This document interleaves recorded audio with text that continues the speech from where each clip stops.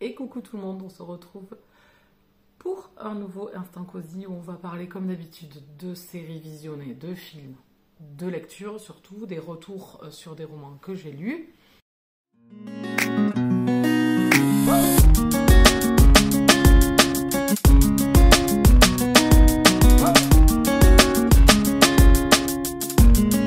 Et donc il faut que je vous parle. Et on va faire un petit check aussi, comment ça va, tout ça. Donc j'espère que vous, ça va bien. Moi aujourd'hui, cette semaine, c'est pas... Je sais pas comment je vais monter cette vidéo. Ce sera la surprise à l'arrivée, puisque samedi, on était le 23, mon ordinateur a décidé de faire des siennes. Voilà. Sauf que je pensais que c'était une surchauffe vite fait. Pas du tout. C'était le ventilateur qui était pas... Enfin, j'ai pensé que c'était le ventilateur, ne m'y connaissant pas trop. Samedi, il fallait savoir quand même que ça m'est arrivé. Et puis la journée, j'ai pas pu aller parce que c'est quand même à 50 km là où je l'ai acheté. La garantie a expiré pile poil à la date où il a commencé à surchauffer, donc le 23 novembre. Ça faisait 2 ans pile que je l'avais acheté. Donc comment vous dire que j'ai fait un déplacement à Darty lundi matin pour rien, puisque je m'a dit je ne peux rien faire pour vous, sauf moi l'envoyer au fabricant. Tant d'euros pour l'envoi, tant d'euros pour le devis, et ensuite il y aura à rajouter la main d'œuvre et le matériel. Donc il n'avait même pas encore touché, décollé le bordel que ça me coûtait déjà une blinde. Donc j'ai essayé de chercher un réparateur autour de chez moi. J'ai trouvé un jeune homme, donc là il l'a récupéré puisque effectivement c'était le ventilateur. Donc moi entre temps, en revenant au bureau, je m'étais acheté des petits accessoires de petits mini tournevis pour pouvoir, parce que c'est des micro-vis toutes petites, donc pouvoir ouvrir et nettoyer le ventilateur pensant que c'était peut-être que ça, que de la saleté. Non, c'était pas que de la saleté. Il a voilé un petit peu, ça arrive. Voilà, c'est ce qu'il m'a dit, ça arrive. Alors il est plus dans l'axe, donc du coup, il surchauffe. Et à la température de l'ordinateur augmente, et au-delà de 100, il se coupe après. Donc c'est une mise en sécurité pour pas cramer le processeur, etc. Donc bon, moi c'est pas monté, c'est monté à 80 degrés, mais il refroidit plus, donc il l'a embarqué pour me changer le ventilo. Sauf qu'il faut commander la pièce, puisque c'est suivant la marque de votre ordi. Donc il l'a commandé, sauf qu'il faut 3-4 jours de délai pour la réception et ensuite monter, etc. Donc pour l'instant je ne l'ai pas de la semaine. Alors c'est un peu handicapant parce que je travaille avec, donc j'essaie de bidouiller, je fais tout sur feuille, à l'ancienne, hein, j'écris beaucoup, alors je fais des brouillons, je rature, c'est... Qu'est-ce que ça va vite en informatique quand on se trompe, on efface, on recommence, ou on efface juste un passage, là c'est un peu plus compliqué. Je peux vous dire que je n'ai plus de blanco, enfin vous savez, d'effaceur, de roll-up là. J'ai tout bouffé, voilà. Comment... Donc voilà mes aléas. Donc je vais essayer de monter cette vidéo. J'ai un petit notebook, mais bon, il rame, enfin il n'est pas fait pour ça. Je m'en sers très peu. Et puis j'ai tous mes trucs, voilà, les visuels de début et fin de vidéo, je les ai sur l'autre. Enfin voilà, il y a plein de choses que j'ai pas. Et bien écoutez, on va essayer. De toute façon, il faut que je monte absolument cette vidéo, puisqu'il y a un des livres, il y a 2 ou 3 livres, il faut absolument que je rende quand même. J'avais une deadline pour l'un d'entre eux, et c'est le 27 novembre. Voilà, toujours en avance. Mais de toute façon, je ne pouvais pas faire plus vite, puisque la lecture, je viens juste de la terminer, donc je ne peux pas aller plus vite. Donc voici les petits news. Pour vous dire aussi que la prochaine vidéo va arriver assez rapidement, puisqu'on va enclencher le mois de décembre. J'espère retrouver mon ordinateur, sinon je vais être beaucoup en décalé. Je voulais faire les vlogmas. Donc ça, je ne vais pas m'étendre ici, puisque la première vidéo que je vais vous proposer, ça sera la bienvenue et bonjour les vlogmas. Et vous intégrez un petit peu la liste de ce que j'ai prévu. Rien de révolutionnaire, hein, ça va beaucoup ressembler à l'année dernière, de toute façon. Donc en espérant que je retrouve mon ordi assez rapidement, mais j'ai peu d'espoir que ça soit à partir du 2 décembre que je vais le récupérer, c'est-à-dire lundi prochain, hein. Là on est mardi, il a dit 4 jours pour les pièces, après il faut qu'il le monte, il y a le week-end, donc il est comme tout le monde, il se repose je suppose, donc voilà. Alors c'est court hein, en soi, parce que si j'étais allée chez Darty, que ça m'avait coûté une blinde, et que il l'avait envoyé, j'en avais au moins pour minimum 15 jours, 3 semaines, quoi, hein, le temps qu'il l'envoie, qu'il le réceptionne, qu'il me fasse le devis, qu'il s'y mette dessus, qu'il commande les pièces, qu'ils mettent les pièces, qu'ils fassent la main d'œuvre, qu'ils le renvoient, bon, que j'aille le chercher. Donc bon, au final, une semaine, si c'est qu'une semaine, c'est pas énorme, mais c'est handicapant quand vous bossez avec. Bon, ben on s'adapte, hein, écoutez, pas le choix. Donc, on le prend à la rigolade, comme d'hab. On essaye au maximum. En soi, c'est pas grave, c'est ce que je me dis. Il n'y a rien de grave. Donc, pourquoi en faire un mode mon Dieu! Non! Donc, écoutez, on va commencer tout de suite avec un premier livre lu. C'est Gentleman London Club, le tome 2, dans 10 affaires. C'est ça le tome 2? Oui, dans 10 affaires de Marie Agi. C'est de la romance contemporaine. Et même ici, vous allez être dans un club londonien avec des jeunes hommes qui se connaissent, qui sont amis. Et vous allez avoir dans chaque tome un de ses amis, donc un de ses personnages mis à l'honneur. Dans le premier, j'avais beaucoup aimé le duo, mais il y avait un personnage secondaire qui m'intriguait beaucoup. Donc c'était Carter, que l'on retrouve ici dans le second opus, qui était franchement assez drôle. Il était vraiment à l'image de ce que l'on a dans le tome 1, à l'image de ce qu'on attend de lui. Il va rencontrer un flic un peu grognon, voire beaucoup. Et c'est un peu cette confrontation des caractères entre voilà, cet homme très solitaire, très grognon, qui supporte rien. En plus, il a des collègues de boulot. Il en a une, c'est une stagiaire. Non, mais c'est le summum. C'est un petit peu... Elle ressemble beaucoup à Harley Quinn dans cette folie. Elle est complètement barrée. Mais vraiment, la façon dont elle est décrite, de suite, j'ai pensé à elle. Et donc, Carter est quand même un personnage haut en couleur. C'est l'aristocrate... voilà, vraiment dans sa splendeur. Tout lui est dû. Il est... voilà, il ne fait rien de sa vie, hein. Mais au-delà de ça, il y a un peu plus, c'est plus profond en fait. Il va falloir creuser, il va falloir cette rencontre avec ce flic et ce duo qui est vraiment excellent. C'est du slow burn. Alors même s'il y a des passages de vocabulaire et d'échanges entre les personnages où ça peut devenir un peu hot, il y en a très peu au final de scènes olé olé et elles sont très bien dosées. Et c'est quand même, au final de la relation, c'est quand même du slow burn. Voilà, il peut y avoir effectivement des mises en scène d'actes sexuels hein, ou de scènes intimes ou plutôt des vocabulaires ou des moments entre les personnages, mais au final sur la durée du livre quand même c'est vraiment du slow burn. Donc vraiment ça j'ai adoré la maîtrise de Marie sur ces deux personnages qui ne peuvent pas forcément se sauter dessus de suite parce que les événements qui vont surgir qui vont porter à leur rencontre n'amène pas à ce que la relation soit simple. Voilà, donc en fait Carter va aller dans un quartier malfamé, va lui arriver des trucs, et donc à partir de là, il va rencontrer un flic. Voilà, c'est tout ce que je vous en dirais, c'est le début. Mais franchement, c'est très drôle. C'est très drôle et puis en même temps, c'est touchant et la relation est vraiment doudou. Vraiment, j'ai l'impression que c'était voilà, une lecture parfaite, vraiment pour moi, au moment où je l'ai lu. On est bien dedans, on est bien avec ce groupe, on est bien avec ces gars. Alors franchement, c'est un groupe de copains complètement barré, hein. Tout le monde se mêle de tout. Et donc, il y a un personnage, encore notre ami, hein, Henry. Donc, ce sera lui dans le tome 3. Et au final, ce personnage qui, au début, ne m'a pas forcément interpellé. Franchement, j'ai envie d'avoir son tome pour voir comment il va être traité, qui il va rencontrer, comment ça va se faire. Voilà. Donc, c'était un très bon... en romance contemporaine et même, il est dur aujourd'hui de surprendre le lecteur, mais des fois, il n'y en a pas besoin. On est bien dans des lectures et ça se passe hyper bien. Donc moi, ça s'est hyper bien passé. Donc c'est spécifique quand même, hein. Il y a des scènes hautes.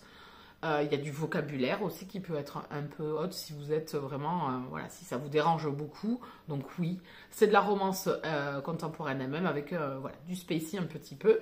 Mais franchement, j'ai adoré. J'adore ce groupe. J'adore le lieu. J'adore les échanges. J'adore l'intrusivité de ces personnages et de ces amitiés qui se mêlent de tout. Donc franchement, je vous la conseille. J'avais beaucoup aimé le tome 1 et le tome 2 était aussi bon. C'était différent parce que les personnages forcément n'ont pas le même caractère, ne travaillent pas dans la même chose, ne font pas les mêmes choses dans leur vie. Les événements ne se profilent pas du tout de la même manière. Donc, renouveau quand même et beaucoup de plaisir à lire cette histoire. Et franchement, merci Marie parce que c'est un super bon moment. Si vous voulez de la romance contemporaine, alors, certes, clash dans les échanges entre les personnages, mais en même temps doudou. Vraiment, vous passez un bon moment, vous êtes bien avec eux, vous souriez, vous rigolez. Voilà, il y a beaucoup d'extravagance. Il faut prendre des fois au 5e degré, 6e degré, 36e degré, parce que franchement, c'est drôle. et ça marche très bien. J'aime cette folie de Marie dans ses personnages, en fait, un petit peu comme dans les super-héros, les super-vilains aussi méritent d'être amoureux, ou je sais plus le titre. Les super-vilains peuvent aussi tomber amoureux. Voilà, je l'avais adoré, mais vraiment c'est un coup de cœur parce que enfin de l'originalité, enfin quelque chose un peu borderline, et ici on trouve un petit peu dans le personnage de Carter cette folie un petit peu... Voilà, à un moment donné, il se déguise, enfin, non, il s'habille, mais c'est un déguisement, en fait, c'est pas approprié. Enfin, voilà, il y a vraiment un personnage particulier qui est vraiment attachant, au-delà de ce côté très prout-prout aristocrate. Vraiment, ça va plus loin. Laurence, qui est vraiment excellent, vraiment, on est le bourru de base, on est vraiment... Il est génial. Je l'ai adoré parce qu'il y a beaucoup de douceur en fait derrière cette façade de gros grognon. C'est ce qu'on retrouve souvent et c'est ce qui me plaît beaucoup. Donc je peux que vous conseiller cette saga parce qu'elle est, voilà, elle est fraîche et en romance contemporaine, je l'apprécie beaucoup parce que j'avoue être devenue mauvais public malheureusement. Hein, c'est pas grave, mais je suis contente de trouver des romances contemporaines qui me plaisent et qui m'amènent voilà, beaucoup de fraîcheur et de passer de bons moments. On change de registre, on reste en romance quand même, en romance historique avec Swan Hill, le tome 5, donc le dernier tome de cette saga Swan Hill. Vous êtes toujours en Australie, vous êtes aussi en Angleterre ou en Irlande, ça dépend. Là, vous êtes en Angleterre avec le frère d'un des personnages qu'on a déjà rencontré dans la saga, donc il y a toujours un fil conducteur. Ça va parler d'une seule famille à peu près dans ces 5 tomes et vous allez les suivre, donc ils ont des liens d'affinité différents, ça peut être des frères et sœurs mais ça peut être autre aussi et vous allez avoir leur histoire. Donc le but de ces personnages c'est d'essayer d'aller trouver le bonheur ailleurs et de partir donc s'expatrier en Australie qui est une nouvelle terre. En fait des colons débarquent au fur et à mesure depuis très peu de temps au final et là vous allez suivre une famille. Et donc, dans chaque tome, vous allez avoir un personnage qui veut se sortir, qui va vivre des choses différentes de ses frères et sœurs ou de ses oncles et tantes, enfin, peu importe, et va migrer donc en Australie, dans cette petite contrée de Swan River, qui est une toute petite ville qui émerge, un petit village même qui émerge, et vous allez suivre ici un autre personnage de cette même famille qui va partir, qui va vivre une situation pas facile parce que au départ il n'avait pas prévu de partir, hein, mais manque de travail en Angleterre à cette époque-là. C'est une époque de misère un petit peu et ils sont de souche irlandaise donc forcément ça passe pas très bien avec les Anglais. Voilà, donc ça fait que ils vont partir. Et en même temps, on va suivre, parallèlement, vous suivez souvent plusieurs personnages. Donc vous allez suivre les personnages précédents, donc le personnage principal précédent du premier tome, qui est l'élément, on va dire, bien ancré en Australie et qui est celui où tout va tourner autour de lui. Et vous allez suivre donc ce jeune homme qui va devoir partir et une jeune femme également. J'en dirai pas plus, voilà. Souvent c'est comme ça, on va nous parler de femmes qui vont avoir vécu des choses pas faciles et c'est cette rencontre, c'est ces relations qui s'étoffent, c'est ces mariages arrangés de temps en temps qui au final poussent un peu plus et poussent à la passion et à la découverte de l'autre parce qu'il a effectivement une même pensée que vous, qui peut vous amener le bonheur, que vous allez suivre le chemin ensemble, regarder vers l'horizon, vers votre avenir, avoir un présent, essayer d'avoir un présent où ça va vous apporter une sécurité, une vie familiale, un travail, voilà, avoir quelqu'un qui vous épaule. Donc voilà, c'est un petit peu ce que vous allez retrouver dans chaque tome. Donc ici c'était le dernier. Donc vous allez suivre Fergus et Cara. Ils vont vous emmener donc forcément en Australie, mais par rapport aux autres tomes, où il y en a eu un aussi qui est un peu dans le même style, c'est-à-dire qu'on va rester quand même un peu en Angleterre et on va être sur ce paquebot parce que forcément la traversée pour aller en Australie est quand même assez longue. C'est des mois, ça dure 2 ou 3 mois. Donc voilà, on va suivre ces personnages et forcément il va leur arriver des choses aussi, des petites aventures, rien d'insurmontable, vous savez, romance historique, donc il y a quand même le même schéma. Donc pour cette saga, le seul maître mot que je dirais, c'est espacer les lectures parce que le schéma malheureusement est toujours le même. Ça serait mon bémol sur les 5 tomes. Je trouve que ça se renouvelle pas, que c'est toujours traité de la même façon, donc vous n'avez plus de surprise malgré le fait que vous n'en ayez pas toujours besoin, comme je vous disais précédemment, mais quand même, et ça donne un côté, une petite lassitude dans la lecture, même si je prends plaisir parce que moi je les espace puisqu'il y en a avec un par an. Donc au final, vous êtes content de retrouver ce schéma-là, vous êtes content de retrouver quand même des personnages différents, heureusement avec des caractères différents. Donc au final, même si le schéma est pareil, moi j'étais ravie. Donc si je peux vous conseiller, c'est d'espacer les lectures de cette saga. Ça reste de la romance historique, je veux dire, pas difficile à suivre, c'est pas un langage très soutenu, donc il n'y a pas de difficulté. Certains s'imaginent que de lire de l'historique, des fois c'est plus difficile. Pas du tout, là pas du tout, du tout. Anna Jacobs a une belle plume, de beaux personnages, donc voilà. Les romances ne sont pas trop poussées, voilà, c'est mon deuxième bémol, les romances ne sont pas trop poussées. C'est des histoires de vie, de reconstruction, d'apprentissage de l'autre, de patience, de douceur, voilà. Au-delà de, ici vous ne trouvez pas de spacey, voilà. Il n'y a pas de scène, c'est pas le but de ces romances historiques du tout, c'est pas les aventures et passions. Pas du tout. Donc voilà, ça reste voilà, ancré sur l'histoire de vie de ces personnages et leur petite romance aussi quand même un petit peu, mais sans côté hot.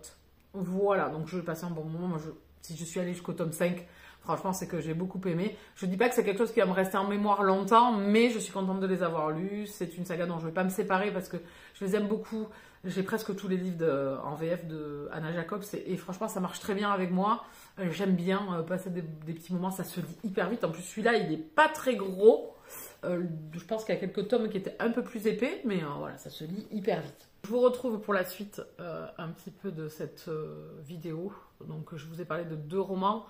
Là, c'est le petit, c'est pour que Raymond se pose quand il est un peu mouillé. Je préfère qu'il soit là que de m'en foutre partout. Je vais vous parler de ma lecture en cours. Enfin, je peux vous en parler. Non, je vais vous la montrer juste parce que je pense pas vous en parler beaucoup. Regardez pas le bordel derrière. Hein, je l'ai pas rangé. Je suis en train justement de classer, de ranger. Donc ici, c'est Résonance, le tome 1 de Morgane Rugraff aux éditions Plume Blanche. Donc je pars en fantasy cette fois-ci. Un univers totalement créé par l'autrice. C'est un beau bébé de 400 et quelques pages. Écrit tout petit. Tout petit. Donc ici, voilà, on est avec 2 frères qui vont s'échapper, je crois, qui vont voler alors cet animal-là, hein, comme un aigle, mais immense, voilà, qu'on appelle un harfang. Donc sauvage, qui était retenu captif. Et eux, l'un des 2 rêve de liberté, un des frères, Tigan. Et donc avec son frère, ils vont voler cet oiseau et voilà, ils vont partir puisqu'ils sont, eux, dans un royaume. Alors, le royaume est divisé en 2. Il y a une nappe de nuages qui sépare le haut, où c'est l'élite, et le bas, où c'est le côté sombre et un peu, voilà, les bidonvilles un petit peu. Je vous la fais vraiment simple. Je me rattraperai quand je vous ferai l'avis, parce que là, je suis au tout début. J'ai à peine lu 15 pages. Donc, j'ai lu un chapitre, même pas un peu plus, 20 pages. J'ai lu un seul chapitre. Je viens à peine de le commencer hier soir. Je me suis endormie, donc écoutez, je vais reprendre ça ce soir. Donc voilà, et finir le mois de novembre avec celui-ci. J'aimerais bien l'avoir fini pour la fin du mois. On est le 26, donc écoutez, je lis pas très vite, mais peut-être que ça peut le faire. On va parler film avec ici L'amour ouf de Gilles Lelouch. Est-ce que j'ai besoin de parler de ce film? Je pense que tout le monde l'a vu, entendu. D'ailleurs, il est numéro 1 maintenant sur les sorties françaises de l'année 2024. Il parle d'amour, certes, mais pas que, puisque vous allez retrouver ici donc 2 jeunes à l'âge de 15-16 ans, les premiers amours, et à l'âge adulte qui sont joués par Adèle Exarchopoulos et François. Je suis allée le voir au cinéma, je ne savais pas trop, alors j'avais écouté certains avis, pas trop non plus. Je voulais me garder beaucoup de suspense. Donc, je savais qu'on avait un bon temporel. On était dans les années 80 et qu'après, on avançait dans le temps pour retrouver ces personnages à l'âge adulte. Que s'est-il passé? Qu'est-il arrivé? Tout ça, j'avais gardé quand même pas mal de suspense. J'avais découvert donc les 2 personnages jeunes, les 2 acteurs qui jouent hyper bien. Alors, c'est Vanek et Mercry, je crois. Je sais plus. Désolée si je me trompe. Bon, vous aurez entendu parler de ce film. De toute façon, c'est la sortie. Et tout le monde attendait ce film, c'était l'un des films de l'année 2024 en France, sur le cinéma français que l'on attendait. J'ai pas été déçue, franchement j'ai passé un très bon moment avec cette histoire, le fait d'être dans les années 80, de se retrouver avec des musiques, avec des décos, avec une façon de vivre. Donc ici on est dans le nord de la France, donc une ville plutôt ouvrière, et on va être avec deux jeunes, donc une jeune fille plutôt de classe moyenne, et un jeune homme par contre de classe populaire et beaucoup plus voilà, en difficulté. Son père est à l'usine, ils ont beaucoup de difficultés. C'est un jeune homme qui se cherche, qui sait pas, qui au niveau des études ça l'intéresse pas, donc il fait plutôt des bêtises que se concentrer sur l'école. Et avec ses copains, voilà, il trouve toujours des idées un peu loufoques. La musique est hyper importante dans le film et je trouve qu'elle était magnifique. Et c'est un film qui est tourné un petit peu. De suite, quand j'ai fini le film, j'ai dit c'est vraiment un film à l'américaine, un petit peu, que Gilles Lelouch a voulu faire, mais dans le nord de la France. Et forcément, dans les interviews, après je l'ai entendu, je me dis, bon, ben, oui, effectivement, c'était vraiment omniprésent. J'ai pensé à Fight Club à un moment donné, parce qu'il y a beaucoup de violence dans ce film, il faut le savoir. Quand même, au-delà de cette histoire d'amour, il y a ce jeune homme qui fait de mauvais choix, et cette colère omniprésente en lui, ces années qui lui ont été volées, cet amour qu'il a perdu, enfin voilà, il y a plein de signes, de thèmes dans ce film, au-delà de ses 15 ans et de ce premier regard, il y a plein de choses en fait. Je ne vais pas vous les énumérer parce que je ne veux pas spoiler, mais j'ai beaucoup aimé. Parce que quand on décortique le film un peu plus que voilà, la musique, les persos, les acteurs, il y a plein de petites choses distillées, mais vraiment, la violence est omniprésente. Alors même à un moment donné, sur les juste avant que les 40 dernières minutes du film finissent, j'en avais une overdose. Vraiment, je me suis dit, là, il faut que ça s'arrête, en fait. Il faut que cette violence s'arrête, parce qu'en fait, elle vous met en mal-être, en fait, parce qu'elle devient sans queue ni tête, elle devient omniprésente, en fait, dans la vie des personnages, et franchement, c'est waouh. Il y a une dernière scène de violence vers la fin du film, mais celle-là, elle n'a pas le même poids.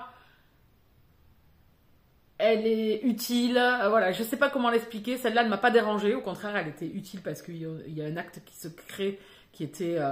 oui, là, la colère, elle explose. Voilà, il y a plein de thèmes dans ce film. J'ai beaucoup aimé. Mais j'ai vraiment axé sur les deux jeunes acteurs qui jouent hyper bien. Sur la prestation de Vincent Lacoste, qui est quand même énorme parce que son personnage, il n'est pas évident. Et la relation Asdel Exarchopoulos et Alain Chabat, qui est grandiose. Je trouve que le papa dans cette histoire, il est merveilleux. Il est fantastique. Rien que l'émotion qu'il amène. Et j'ai même eu les larmes à un moment donné parce que c'est émouvant, en fait. C'est hyper émouvant. Par contre, le seul personnage que l'on voit peu, au final, c'est François Civil. Au final, que l'on voit peu dans le film. Donc, pas sa meilleure prestation, bien évidemment, mais bon, voilà, c'était vraiment un chouette film. Visuellement, ça tabasse. Entre la musique, les événements, la violence, l'action, il y a un bon rythme, en fait. C'est vraiment hyper bien amené. Je vous le conseille. Je ne sais pas si vous l'avez vu ou si vous allez le voir, mais franchement, ça a bien marché avec moi. On va continuer avec une autre lecture qui était Ashes of Time de Lily Haim. Vous êtes dans un romantique suspense MM. Vous allez être avec un jeune homme qui s'appelle Isley, qui a été portraitiste pour le FBI, qui a arrêté de faire ça parce que c'était trop dur au bout d'un moment de voir et de découvrir et de faire les portraits de personnes disparues, de personnes mortes, ou etc. Mais au-delà de ça, il travaille quand même dans une entreprise de pompes funèbres. Donc il est quand même toujours en contact avec la mort. Il accompagne les gens différemment, il les soutient, il soutient ceux qui restent, etc. Donc il a une entreprise. Et parallèlement à ça, on a un agent du FBI qui s'appelle Shadow, qui s'appelle Shade, parce qu'il a fait un diminutif de son prénom. Vous allez découvrir ce personnage, ce qu'il vit, d'où il vient. C'est assez atypique aussi. Et il fait en fait équipe avec le frère de Isley. Je vous la fais vraiment simple. Ça va bien plus au-delà de ça. Il s'est passé des événements dans la vie d'Isley quand il était jeune, qui a fait que ça a impacté sa famille. Je l'ai fait en gros. Et donc, il a un frère qui s'appelle Jax. Et Jax, en fait, fait équipe avec Shade. Ou Shadow, vous l'appelez comme vous voulez. Et donc, ça va être la rencontre de Isley et Shadow puisque des gens disparaissent. Et on en est à plus d'une dizaine. Et le FBI enquête est au point mort. Donc, ils vont faire appel à Isley pour essayer de tirer les vers du nez. Je vous le dis comme ça, mais c'est vraiment en lait. Hein. Tirer les vers du nez à des personnes qui ont été libérées, en fait, de cet enlèvement, qui ont réussi à s'en sortir, pour essayer de découvrir qui est derrière tout ça et qui est le méchant de l'histoire. Voilà, ça c'est l'enquête de base et c'est la rencontre entre ces deux personnages forts de café parce que Isley a vécu des choses, parce qu'il est une entité un personnage assez atypique et Shade qui cache beaucoup de choses et qui vient d'un milieu à l'opposé de la droiture de la famille d'Isley. Enfin voilà, il y a vraiment cette rencontre et cette confrontation et ce coup de foudre, ce coup de l'âme, cette union, cette passion qu'il peut y avoir entre ces deux personnages, toujours hyper bien écrit par Lily M. Hein. Ceux qui ont déjà lu Lily savent sa plume, ce côté envoûtant qu'elle met dans la relation, ce côté vraiment, vous avez l'impression d'être au-dessus d'eux en fait et de vraiment avoir une perception de leur pensée, de leur âme, de leurs sentiments et que c'est une grosse bulle de passion. Et au milieu, vous avez cette enquête. Voilà, ça c'est vraiment l'histoire vraiment dans sa grande largeur. Donc j'ai passé un très bon moment de lecture encore une fois avec ce Lily M. Je trouve qu'elle... j'aime beaucoup quand elle écrit du romantique suspense, comme En miroir, comme Parle-moi encore. Voilà, je trouve que c'est une réussite parce que on a des personnages un peu plus au-delà, toujours avec des thématiques de fond qui sont ici la mort, hein, vous aurez bien compris, il travaille dans les pompes funèbres, l'autre est au FBI, on n'est pas dans les bisounours. Donc là aussi une approche sur la mort, sur l'après, sur ce couloir, enfin voilà, il y a plein de choses encore une fois qu'elle a travaillé, des choses que je connaissais pas du tout, donc pareil, j'ai appris, j'ai cherché, il y a toujours un côté... je dirais pas éducatif, mais de choses assez peu vues, très originales de la part de Lily dans les thèmes qu'elle aborde dans ses livres. Donc moi, c'est toujours un plaisir de faire des découvertes de personnages atypiques avec certains ont des handicaps, des syndromes, des dons, je dirais aussi. Voilà, il y a toujours quelque chose de plus loin et de plus poussé dans les personnages. Donc moi, j'aime beaucoup sa plume, ça passe toujours bien. Les passions sont toujours sympas. C'est toujours des gros romans avec Lily. Donc là, si je pouvais un peu raccourcir peut-être certains passages, mais au-delà de ça, j'ai beaucoup aimé parce que on bascule à un moment donné dans la vie personnelle de Shadow, puisqu'on veut en savoir plus, et on a ce renouveau en fait, puisqu'on va passer sur une première partie où on va beaucoup être concentré sur Isley et sur la deuxième sur Shadow et ensuite l'enquête. Donc il y a vraiment un déroulé bien pensé de la part de Lily où on passe un bon moment de lecture, où on est happé pour savoir la psychologie un petit peu de ces personnages complètement barrés, de ce tueur, enfin de ce kidnappeur, de qu'est-ce qu'il cache, pourquoi ça. Enfin ça va au-delà parce que si vous l'avez lu c'est quand même assez spécial. Et cette relation assez atypique, vous allez voyager, vous êtes entre Houston au Texas et la Nouvelle-Orléans. Donc voilà, il y a vraiment, je trouve que c'est travaillé, que c'est réfléchi, que c'est, on a quand même pas mal de surprises, même si j'en ai vu une arriver, je me suis dit que là quand même, effectivement. Mais bon, au-delà de ça, c'était super sympa. C'est toujours captivant, c'est toujours bien écrit, la plume est toujours envoûtante. On a toujours des personnages quand même là on a des personnages qui se confrontent, on a vraiment deux personnages avec des caractères forts dans leur passion qu'ils se vouent l'un à l'autre en fait sans être violent hein, mais il y a quelque chose de fort et qui va dans la confrontation. Isley ne se laissera pas faire par Shadow, qui a lui l'habitude d'être écouté, obéi, il donne des ordres tout le temps. Donc vraiment, on est sur deux personnages qui se laissent pas faire non plus l'un avec l'autre. Donc c'était hyper sympa. Donc je vous le conseille si vous aimez les romantiques suspense avec des enquêtes et voilà, plonger un petit peu dans la FBI, mais pas que, parce que ça va bien au-delà, mais je peux pas vous spoiler pour vous dire que ça va bien plus loin au niveau de Shade. Voilà, c'était un très bon moment. Donc je remercie Lily pour cette découverte encore une fois. La couverture est magnifique.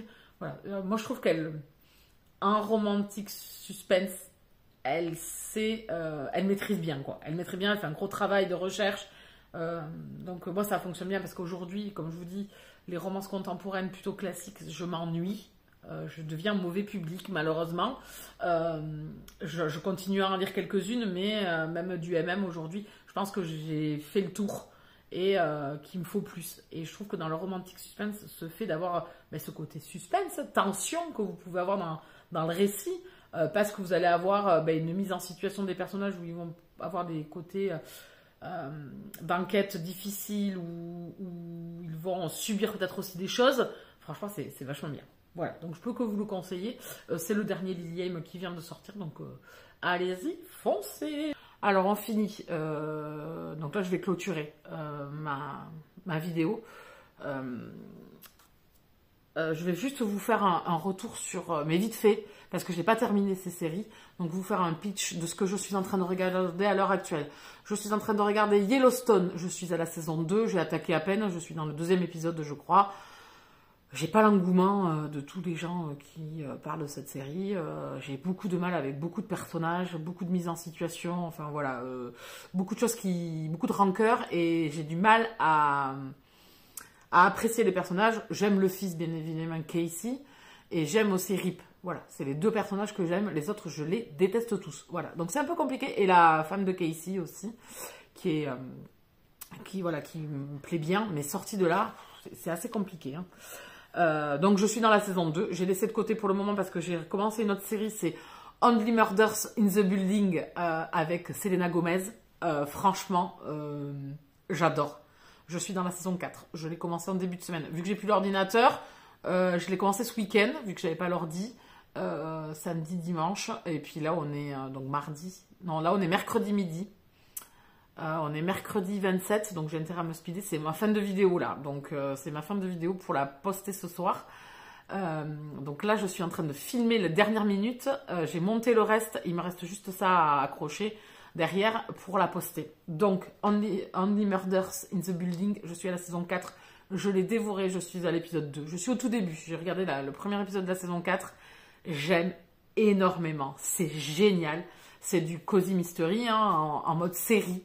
C'est barré, c'est complètement, des fois, complètement loufoque. Les personnages sont totalement barrés. Les enquêtes sont hyper prenantes.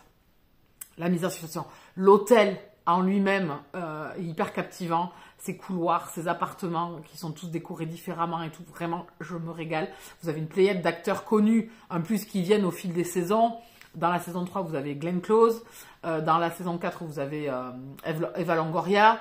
Dans la saison 3, vous avez également Paul Rudd. Voilà, vous avez plein de personnages comme ça qui viennent. Vous avez l'actrice qui a joué dans Glee, qui jouait la prof de sport, qui est un personnage récurrent dans les 3 saisons. Voilà, et donc vraiment ce trio, il est génial. Je pensais pas m'y faire parce que je m'étais dit, ouais, 2 vieillards de 70 berges comme acteur principal avec Selena Gomez, je me dis, ça faisait des mois, voire années que je la vois passer, cette série. Et que je m'étais jamais lancée à cause de ça. Mais quel regret! Donc si vous aimez lire du cozy mystery, regardez du cozy mystery, je pense que cette série, vous allez l'adorer. Il faut avoir voilà, un peu le côté barré, il faut accepter. Donc voilà, je suis dans la saison 4, je vous dis, j'ai commencé à regarder, je suis dans l'épisode 2. Ensuite, je suis dans Esprit criminel, la nouvelle saison, bien évidemment la saison 17, et je suis à l'épisode... j'ai l'épisode 5 à regarder, celui qui sera ce soir, 5 et 6. Ça se passe très bien, voilà. Le seul regret que j'ai, c'est que je suis une férue, en fait, de chaque épisode où il y a une enquête, où ils partent quelque part, où ils arrivent, où ils mettent en place, où ils font les profils, etc. Ça, je suis une férue dans Esprit criminel. Et dans la saison donc 16 et 17, dans Esprit criminel Évolution, on le perd un petit peu et ça me manque. Voilà, ça me manque énormément. Même si l'enquête, franchement, même si l'enquête avec le méchant, puisque c'est le même méchant, c'est le méchant dans la saison 16 et il est toujours présent dans la saison 17, donc même si le fil conducteur avec le criminel ou les criminels file sur ces 2 saisons de évolution, marche très très bien, hein, je me régale, hein, mais il me manque ce petit truc que j'aimais beaucoup dans des enquêtes à chaque fois, avec le fil conducteur de leur vie quand même, tout de même derrière, et où je trouve que là, pareil, leur vie est un peu mise de côté, à part peut-être pour Gigi à l'heure actuelle, mais ça reste, ouais, en second plan. Et je suis également en train de regarder Cat Size. Donc là, j'ai les épisodes de lundi à regarder, donc qui sont l'épisode 5 et 6. J'aime beaucoup situer avant le début du dessin animé.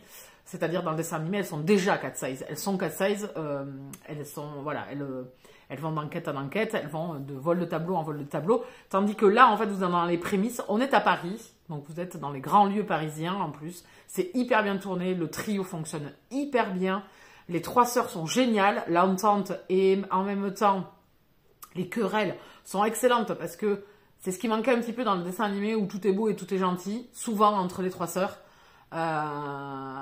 Où Cilia, elle est un peu la dame où il faut que tout se passe bien, vous avez envie de la truc, tandis que là, au moins, ça punch. C'est excellent, elles se confrontent de temps en temps, vraiment c'est super sympa, moi je me régale. C'est comment elles en sont arrivées là et je trouve que ça a beaucoup plus de crédibilité dans le fait où ça fonctionne pas forcément du premier coup, pas comme dans le dessin animé où tout fonctionnait de ouf et où à chaque fois ça marchait du premier coup, on va dire. Là c'est pas le cas et c'est ce que j'aime beaucoup et vous allez retrouver tous les personnages, Quentin, Asaya, enfin voilà, tous les personnages du manga originel. Et franchement, c'est super sympa. Donc voilà, on a fait à peu près le tour de tout ce que je suis en train de regarder, mais je viendrai vous en reparler de toute façon quand j'aurai terminé. Et on va parler d'un dernier bouquin, c'est Dullahan de Marine Kelada.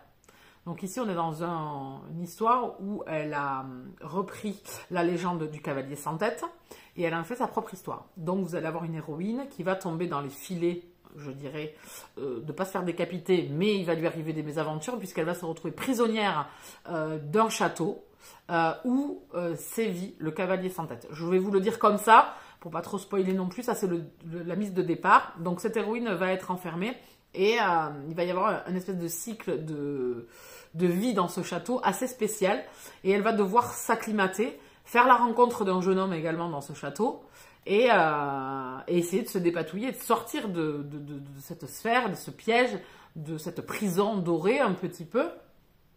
Et on voit les choses arriver. En fait, on va nous parler de druides. Voilà, il y a beaucoup de mystères parce que c'est du fantastique. Le cavalier sans tête, c'est très bien amené. Il y avait beaucoup d'originalité de la part de l'autrice sur l'univers, sur l'histoire qu'elle raconte par rapport à l'histoire du cavalier sans tête. Mais j'ai trouvé quelques petites ficelles un peu trop rapides ou un peu trop faciles. À un moment donné, la jeune héroïne a la chance de pouvoir retourner un petit peu dans sa ville, je dirais. Je spoil sans spoiler, hein, c'est pas l'histoire en elle-même. Et tout se passe dans le meilleur des mondes. Ça pose problème à personne, même à elle. De repartir, tout ça, enfin voilà, c'est réglé en 2-2, il est où le problème, voilà. Le final qui est pareil, voilà, avec des raccourcis un petit peu, je dirais, un peu rocambolesques, et la romance qui manque un peu de passion et du fait d'y croire un petit peu dans ces personnages. Donc au final, même avec les bémols que je viens de vous énumérer, dans le fait... J'ai passé un bon moment quand même. Ça reste captivant. On n'a pas envie de quitter le livre, on n'a pas envie de quitter l'histoire, on n'a pas envie de quitter l'univers. Donc j'ai beaucoup aimé de ce côté-là. Donc c'est vraiment une dualité parce que des fois les bémols, ben, vous vous dites ouais, ben là non, ça passe pas. Tandis que là ils y sont, vous les voyez, ça vous dites ouais. Mais au final quand même cette lecture vous l'avez quand même beaucoup appréciée. J'ai beaucoup aimé la plume de l'autrice, l'originalité de son récit, de son histoire. Ça se lit hyper vite, hyper facilement. Vous êtes embarqué en fait dans cette histoire, mais il manque peut-être à quelques moments de choses un peu trop faciles et un peu trop raccourcies, comme dans sa vie personnelle quand elle a un événement qui va la ramener un petit peu auprès de ses proches, ben, tout va bien en fait. Et qu'elle repart, voilà, il n'y a pas de problème.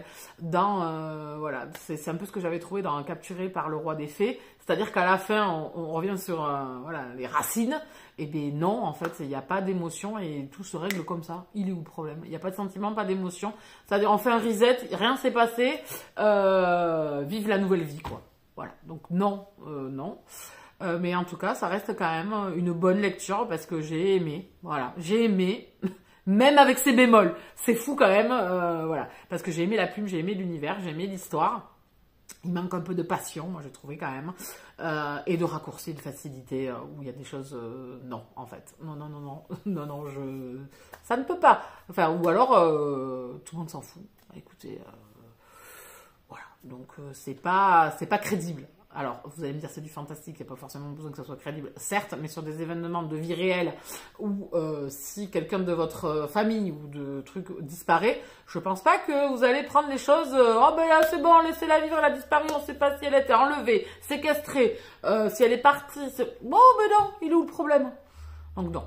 Voilà, donc écoutez, on a fait le tour. Donc c'était une bonne lecture, je vous la conseille parce que franchement c'était la découverte de cette autrice et franchement j'ai envie de découvrir, vous voyez, malgré les bémols, j'ai envie de découvrir ces autres romans parce qu'il y avait beaucoup de choses très bonnes, une très belle plume, j'ai beaucoup aimé sa plume.